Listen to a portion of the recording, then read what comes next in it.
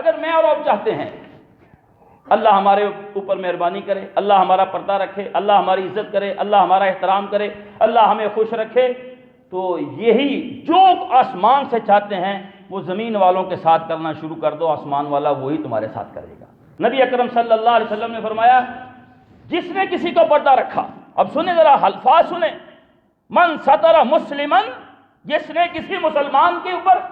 پردہ ڈالا، یار کوئی نہیں اس کی بچی سے غلطی ہو گئی ہے، کوئی نہیں اس سے کوئی لوز ویڈیو شیئر ہو گئی ہے، کوئی نہیں اس کو میں نے فلاں جگہ دیکھ لیا تھا، کوئی نہیں ان کے گھر میں کوئی مسئلہ بن گیا، خیر ہے۔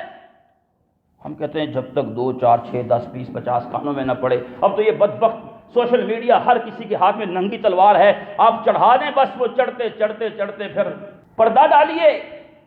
اس کو اپنی بیٹی سمجھیے،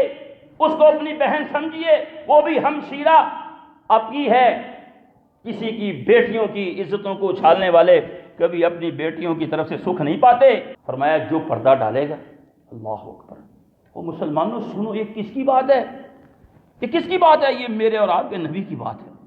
یہ محمد الرسول اللہ صلی اللہ علیہ وسلم کا فرمان ذیشان ہے۔ کبھی نبی سے محبت محسوس کر کے ان کی بات کو سنا کرے کہ وہ میرے نبی، ہمارے نبی، یہ اتنی اونچی اور عظمت والی نسبت ہے کہ سب کچھ اس پہ قربان کیا جا سکتا ہے۔ یہ کبھی کبھی لگتا ہے کہ میں اور آپ ہم سب کبھی نبی صلی اللہ علیہ وسلم کے ساتھ اپنے تعلق کو محسوس نہیں کرتے، ایسے چلتے پھرتے ہی ہیں، بس محسوس کیا کریں جیسے صحابہ نے محسوس کر کے امت کو درس دیا۔ کیا فرمایا ہے کہ جو کسی مسلمان کا پردہ رکھے گا، کیا فرمایا؟ سترہ اللہ فی الدنیا والآخرہ، اللہ دنیا میں بھی پردہ رکھے گا، اس کا آخرت میں بھی پردہ رکھے گا۔ دنیا میں غلطی ہوگی پردہ ہوگا، آخرت میں پردہ کیا ہے کہ اللہ اس کے گناہوں کی پٹاری، اس کا رجسٹر، اس کی کاپی کتاب کھولے ہی نہ، اللہ فرمائے میں نے تیرا دنیا میں پردہ رکھا، آج بھی پردہ ہے، جا نکل جا جنت میں چلا جا۔ صحیح حدیث میں آتا ہے،